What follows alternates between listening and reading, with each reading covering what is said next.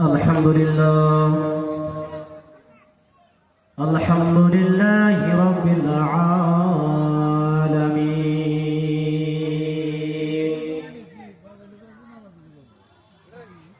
والعاقبة للمتقين والصلاة والسلام على رسوله الكريم أما بعد فأعوذ بالله من الشيطان الرجيم بسم الله الرحمن الرحيم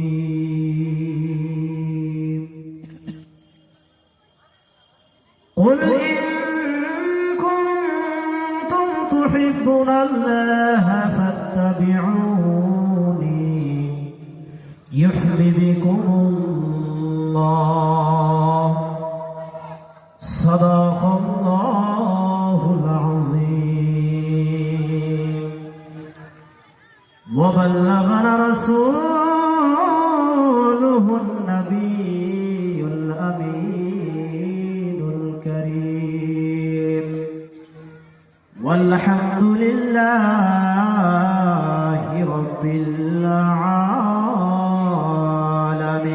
العالمين فقد قال الله تعالى في شان حبيبه الكريم إن الله وملائكته يصلون على النبي يا أيها الذين آمنوا صلوا عليه وسلموا تسليما يا اللهم سيدنا مولانا محمد وعلى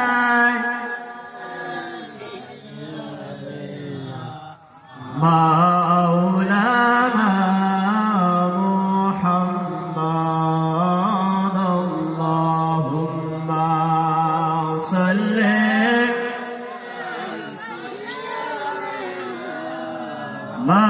مولانا محمد وعلى آل سيدنا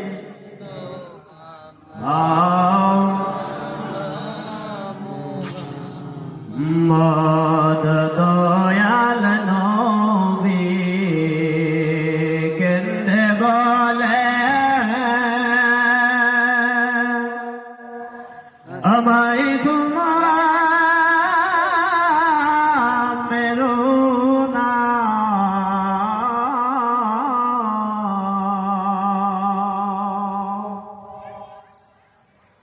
মায়ার নবী কেন্দে বলে আমায় তোমরা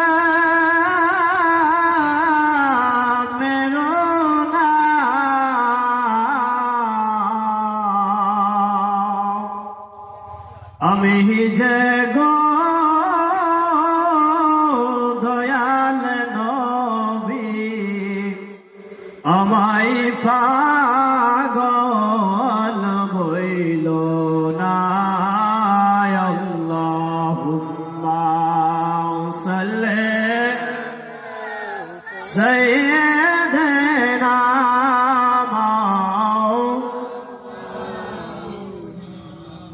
محمد وعلى آل سيدنا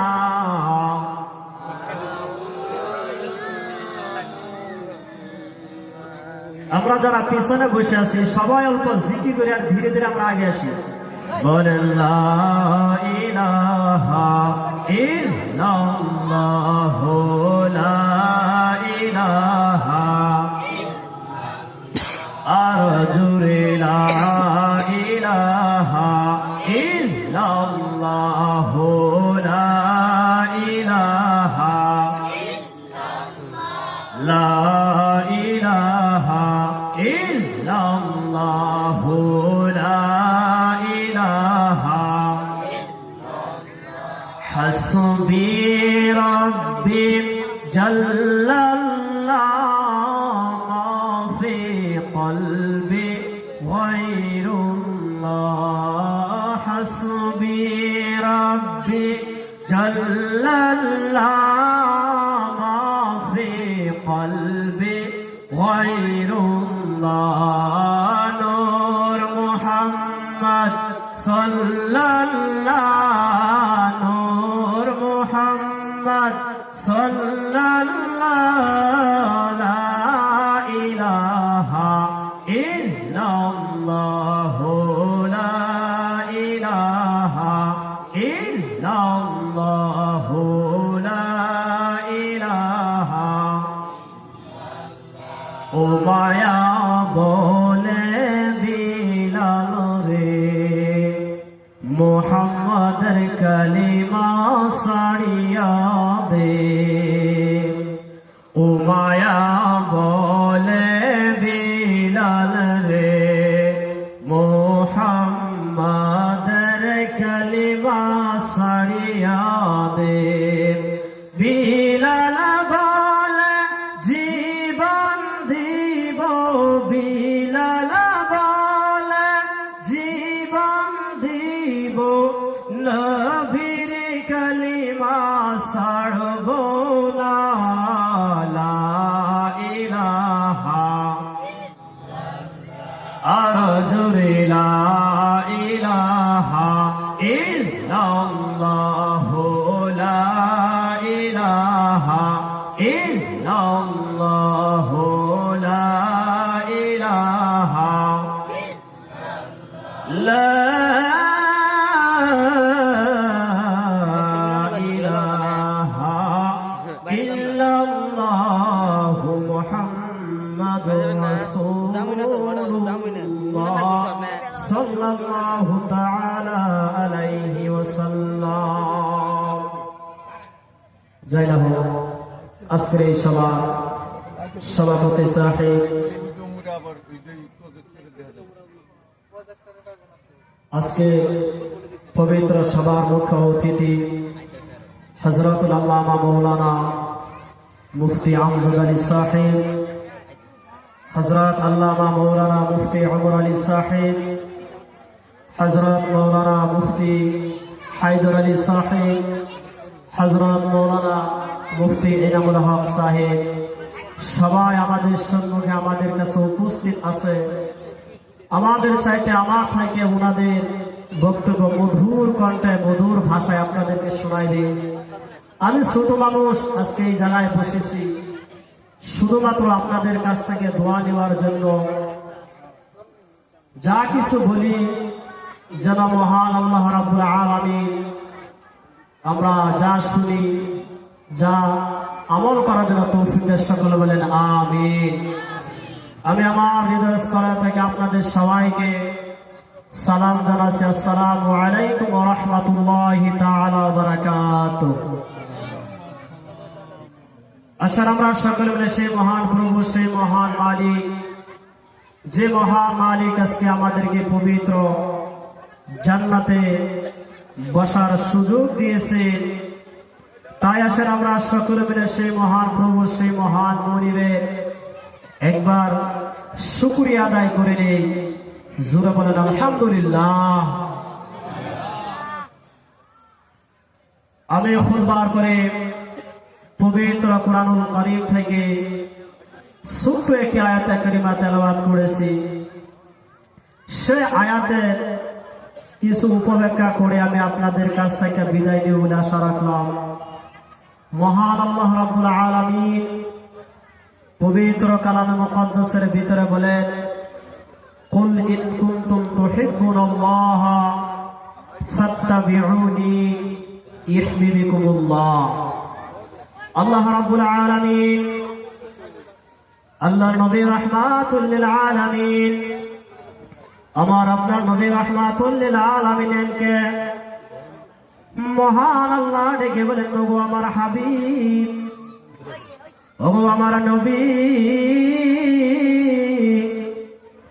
আপনি আমি আল্লাহর বান্দা এবং বান্দাদেরকে জানিয়ে দেন, যদি কোনো আপনার উম্মতের মাধ্যমে আপনার উম্মত এবং উম্মতান আমি আল্লাহকে যদি ভালোবাসতে চাই, আমি আল্লাহকে যদি পেতে চাই, আল্লাহ বলেন কুল ইন কুনতুম তুহিব্বুনাল্লাহ, আল্লাহ বলেন হাবিব আপনি আপনার উম্মতগণকে বলে দেন, জানিয়ে দেন, তারা যদি আমি আল্লাহকে পেতে চাই, আমি আল্লাহকে ভালোবাসতে চাই, ফাত্তাবিউনি ইহবিবিকুমুল্লাহ, তারা যেন আপনার নবীর সাথে মহব্বত করে আপনার নবীকে যদি ভালোবাসে, আমার আল্লাহ ডেকে বলেন হাবিব আপনাকে ভালোবাসা মানে আমি আল্লাহকে ভালোবাসা। জুড়ে বলেন সুবহানাল্লাহ।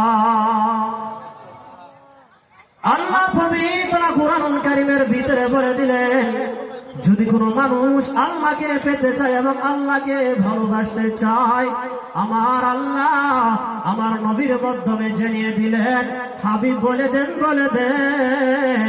আমি আল্লাহকে পেতে হলে আপনার নবীকে আগে ভালোবাসতে হবে, আপনার নবীকে পেলে আমি আল্লাহকে পেয়ে যাবে। জোরে বলেন সুবহানাল্লাহ। আল্লাহর নবী রাহমাতুল লিল আলামিন সাহাবায়ে কেরাম নবীকে কেমন ভালোবেসেছেন। আল্লাহ তো বলেছেন নবীকে ভালোবাসলে আল্লাহকে ভালোবাসা হয়, নবীকে পাইলে আল্লাহকে পাওয়া হয়।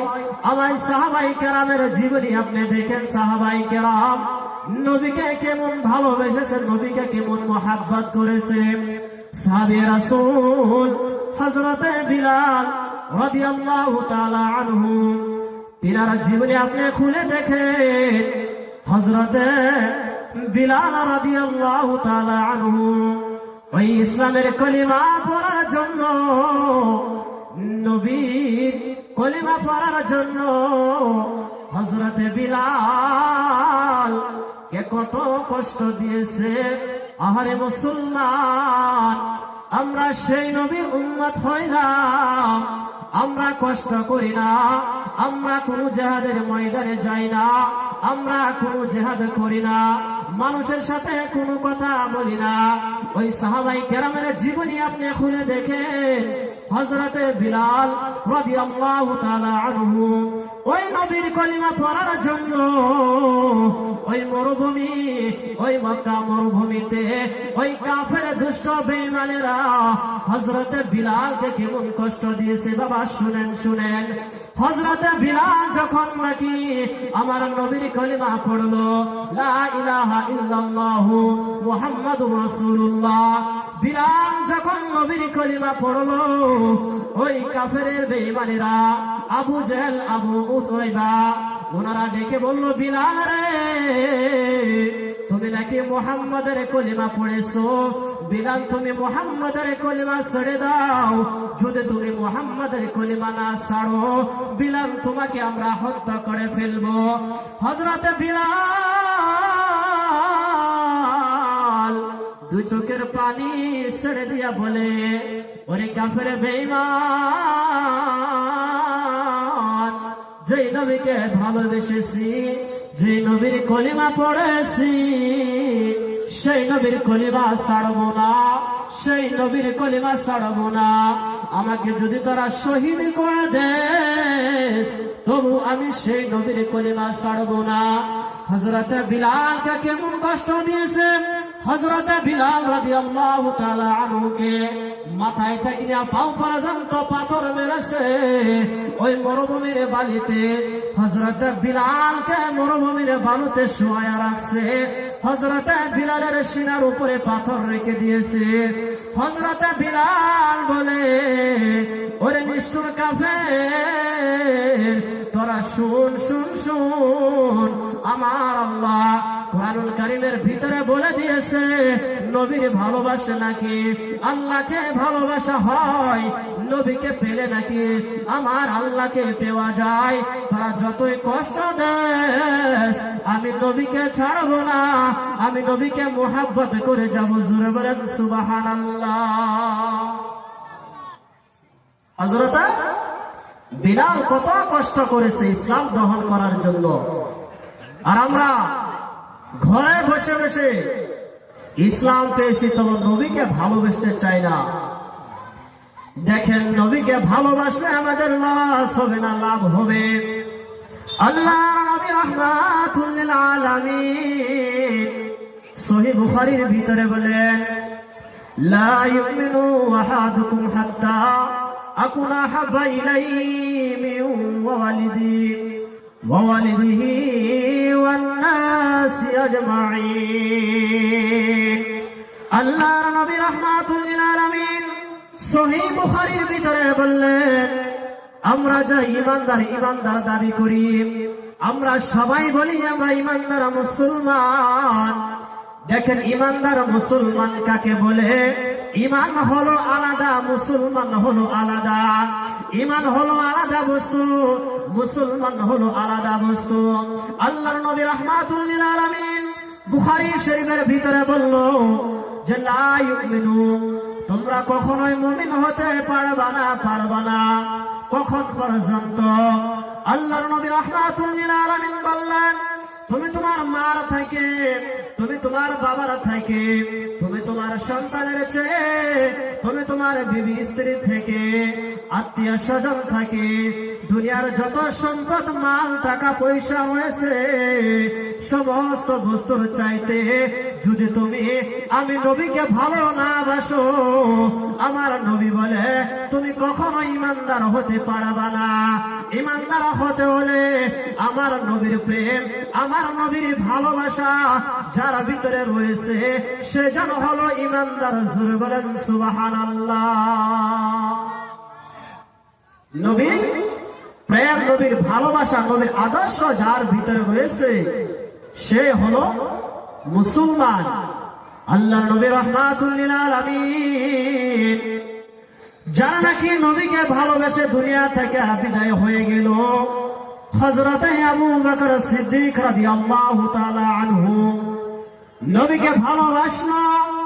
আল্লাহ নবী রাহমাতুল লিল আলামিন দুনিয়া থেকে যাওয়ার পরে হযরত আবু বকর খলিফা হলেন। খলিফা হওয়ার পরে আবু বকর 2 বছর কতদিন মা ওই খলিফার দায়িত্ব গ্রহণ করলেন। গ্রহণ করার পরে আবু বকর অসুস্থ হয়ে গেলে আল্লাহর নবীকে এত ভালোবেসেছে, এত মুহাব্বত করেছে যে মুহাব্বতের কারণে আবু বকর দুনিয়ায় বেশি দিন থাকতে পারে না।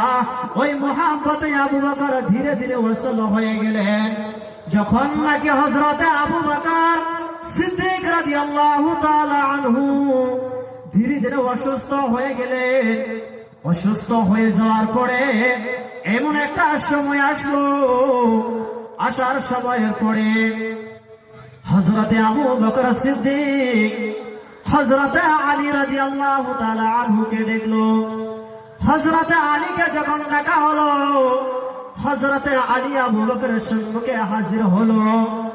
হাজির হওয়ার পরে হযরত আবু বকর সিদ্দিক 2 চোখের পানি ছেড়ে দিয়ে আবু বকরকে কিছু ওসিয়ত করে গেল। হযরত আবু বকর হযরত আলীকে ডেকে বলল, আলী রে, মনে হয় আমি নবী, আমার নবী দুনিয়া থেকে যাওয়ার পরে আমার যেন কেমন ভাব হয়ে গেল। আলী রে,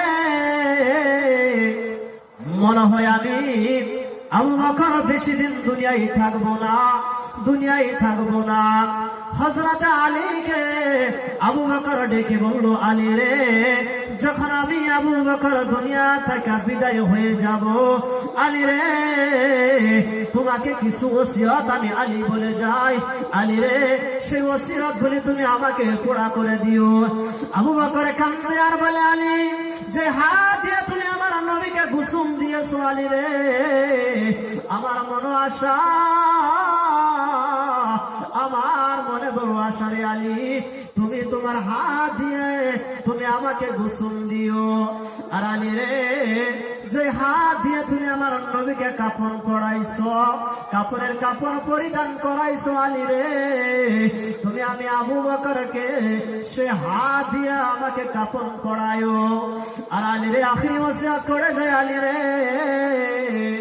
যখন নাকি আমাকে গোসল দিবা, কাফন দিবা, কাফন দেওয়ার পরে আমার লাশ খানা আমার নবীর রোজার সম্মুখে রেখে আল্লাহ নবীকে ডেকে বলবা, ওগো ইয়া রাসূলুল্লাহ, ওগো ইয়া হাবিবাল্লাহ, নবী গো আপনার দুঃখের সাথী, আপনার সুখের সাথী গো ইয়া রাসূলুল্লাহ, আবু বকর দুনিয়া থেকে বিদায় নিছে, ওগো ইয়া রাসূলুল্লাহ, নবী গো আবু বকর আপনার রওজার পাশে, আপনার ডান পাশে ঘুমানোর জন্য ইজাজত চেয়েছে। আলী রে রওজা শরীফ থেকে যদি দরওয়াজা খুলে যা, তাহলে আমি আবু বকরকে আল্লাহর নবীর রওজার পাশে দাফন করে দিও। যখন আবু বকর সিদ্দিক ওই আলীর ওসিয়ত করার পরে আবু বকর দুনিয়া থেকে বিদায় হলো, বিদায় হওয়ার পরে ওই আলী আবু বকরকে গোসল দিল, আবু বকরকে কাফন দিল, কাফন দেওয়ার পরে আবু বকরের লাশ খানা আল্লাহর নবীর দরবারে ওই রওজা শরীফের দরবারে রেখে দিল।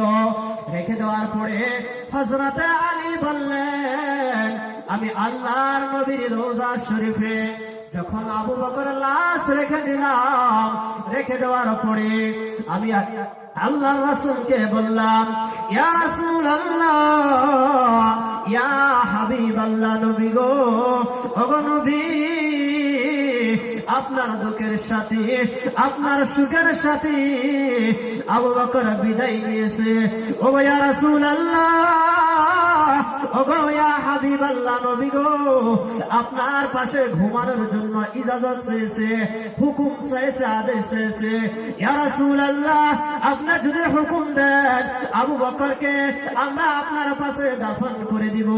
হযরত আলী বললেন, যখন আমি আল্লাহর নবীর দরবারে এই আরজি করলাম, আরজি করার পরে আমি আলী শুনতে পাইলাম ওই দরওয়াজা থেকে আওয়াজ হলো, ওই রওজা শরীফ থেকে আওয়াজ হলো, এমন আওয়াজ হলো আমি আলী দেখতে পাইলাম আল্লাহর নবীর রওজা শরীফের দরওয়াজা খুলে গেল। জোরে বলেন সুবহানাল্লাহ।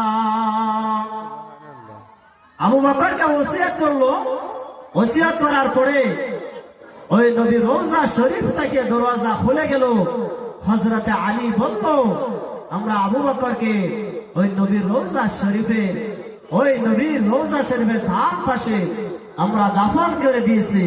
এখন বলেন, নবীকে পাশে যে আবু বকরকে দাফন করেছে ইবাদত করার জন্য না নবীকে মুহাব্বত করার জন্য?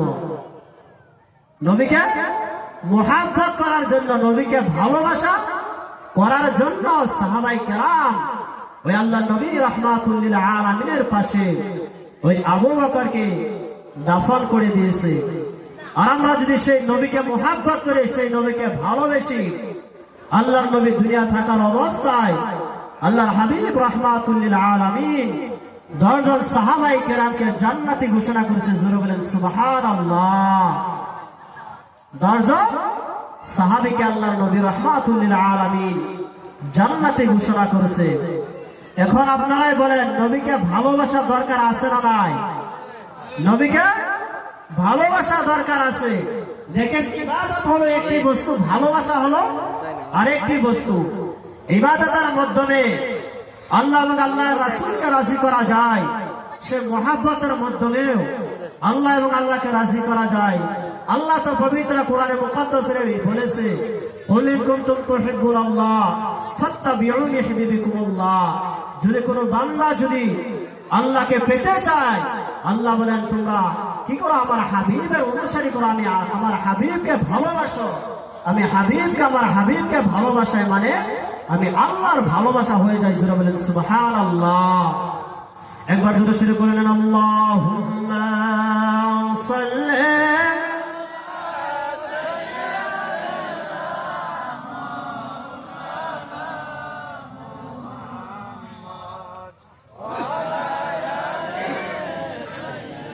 على مولانا محمد اللهم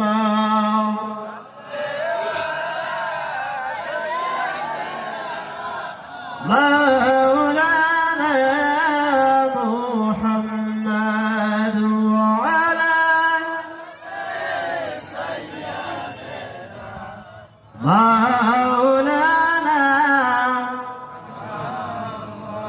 নবীকে কেন ভালোবাসবেন না বাবা?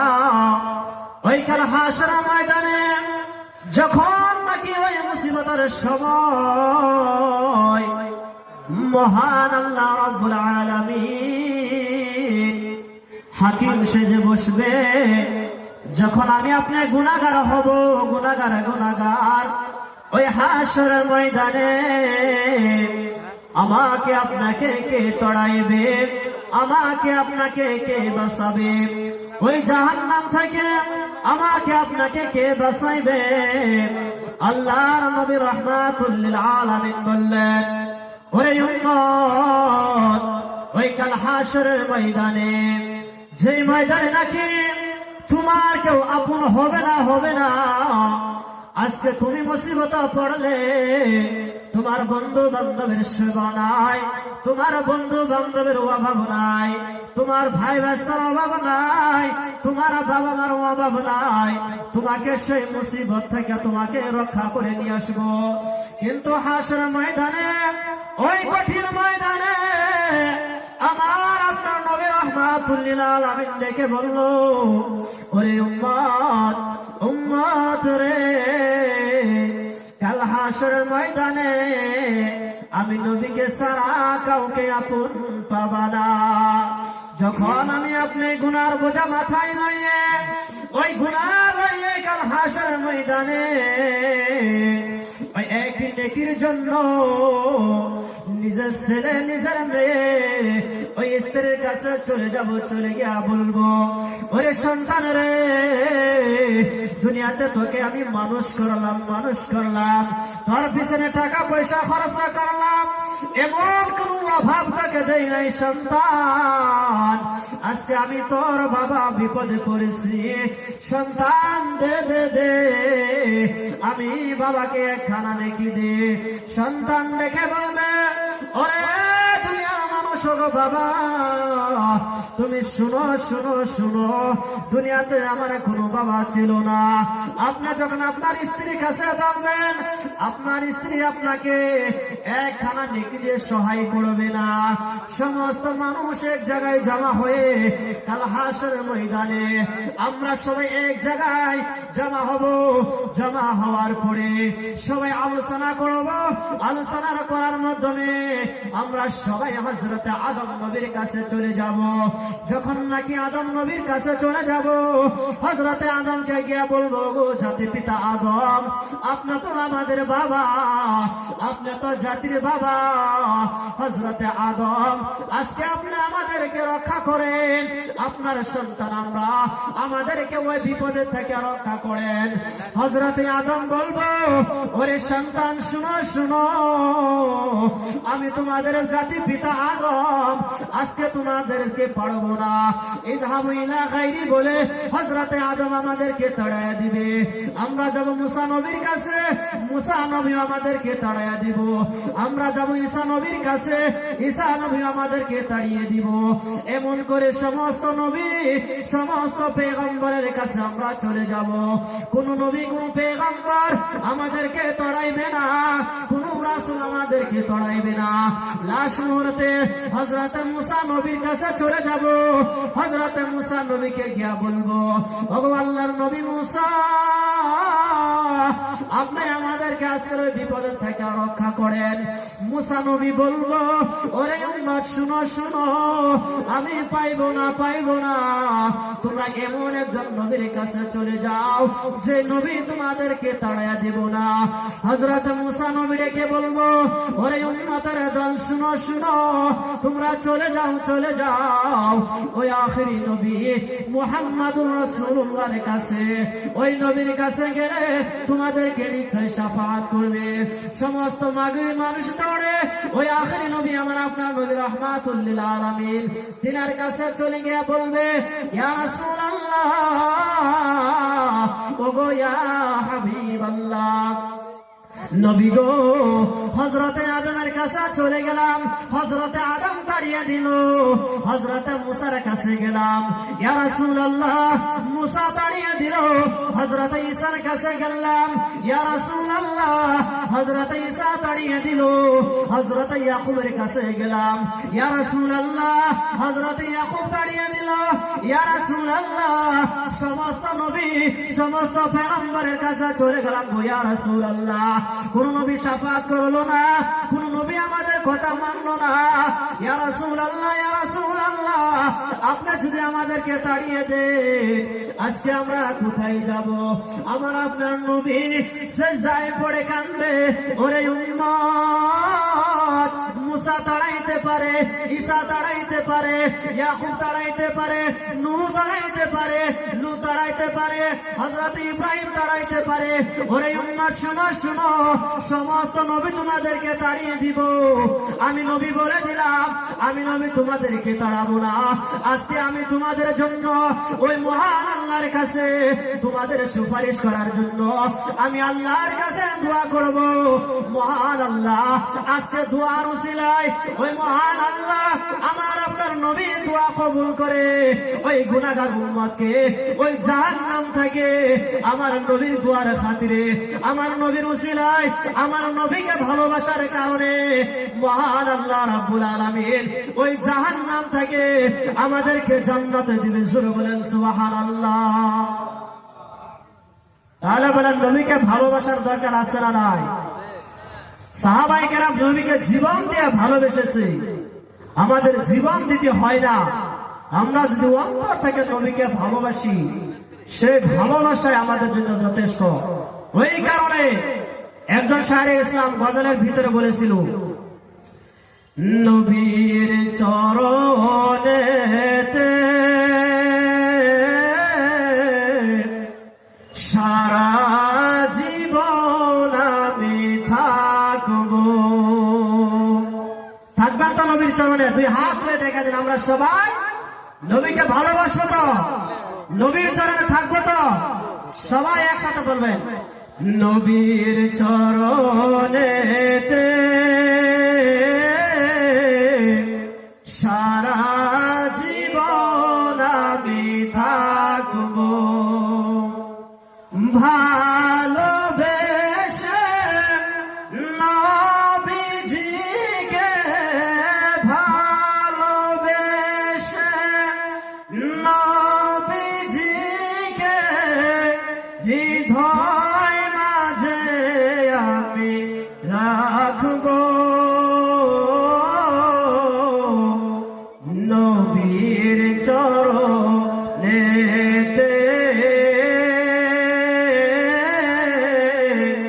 ভালোবাসে আমি থাকবো,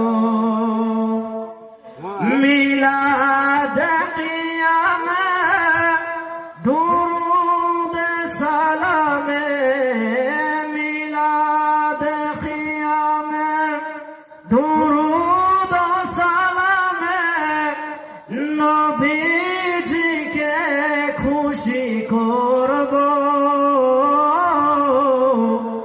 নবীর চরণেতে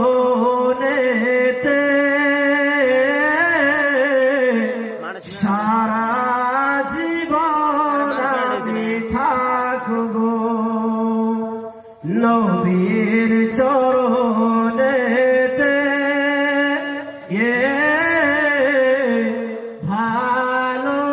ভালোবাসায় রাখবো।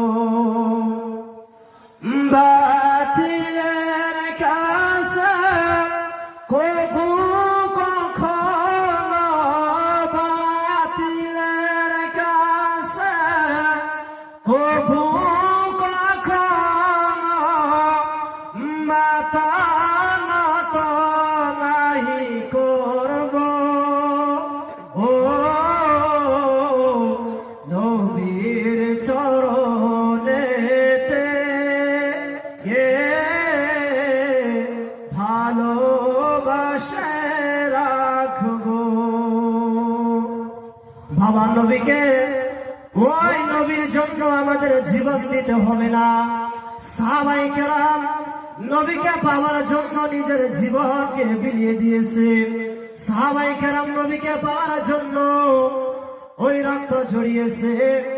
বাবারে, আমাদের ওই রক্ত ঝরানো লাগে না।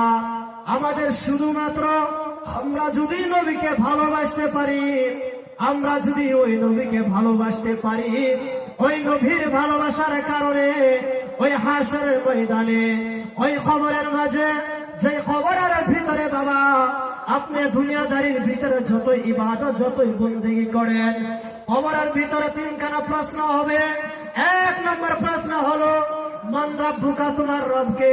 দ্বিতীয় প্রশ্ন হবো মা দিনুকা, তোমার ধর্ম কি। তৃতীয় প্রশ্ন হবো মা কুনতু তাকুলু ফি হাযা হাক্কা রাজুল।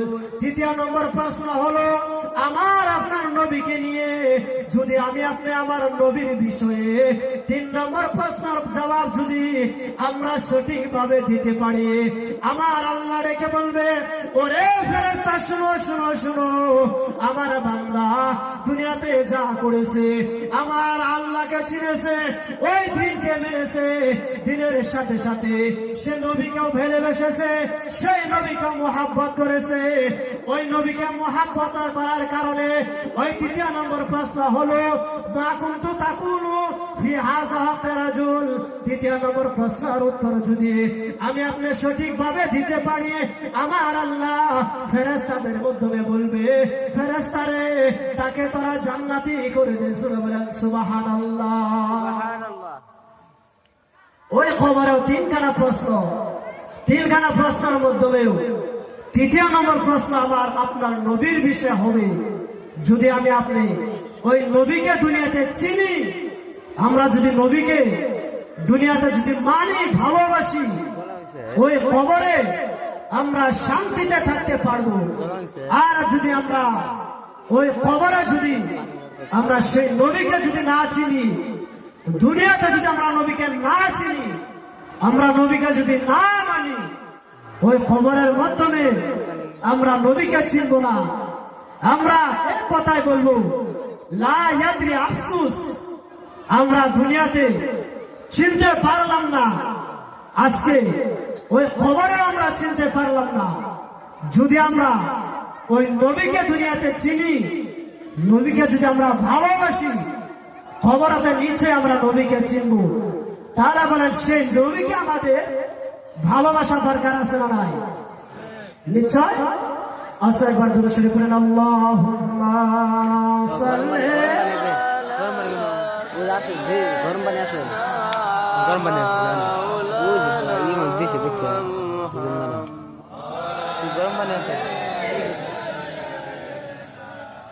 মাওলানা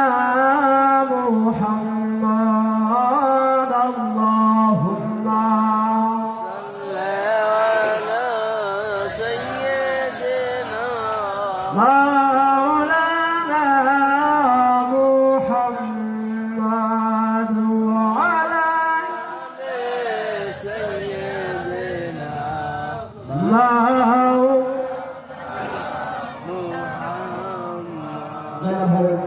আমি আমার বক্তব্য এইখানে শেষ করলাম। যদি আর ধরার ভিতরে যদি কোনো ভুল ত্রুটি হয়, মহান আল্লাহ রাব্বুল আলামিনের কাছে সবাই মিলে তওবা করে আস্তাগফিরুল্লাহ রাব্বি মিন কুল্লি যামবিন লা হাওলা ওয়ালা কুওয়াতা ইল্লা বিল্লাহিল আলিয়্যিল আযীম। মহান আল্লাহ রাব্বুল আলামিন যেন আমাকে ক্ষমা করে, আপনারা সবাই আমাকে ক্ষমা করবেন, আর সবাই আমার জন্য দোয়া করবেন। আখির দাওয়ানা আলহামদুলিল্লাহি রাব্বিল আলামিন। আসসালামু আলাইকুম ওয়া রাহমাতুল্লাহি ওয়া বারাকাতুহু।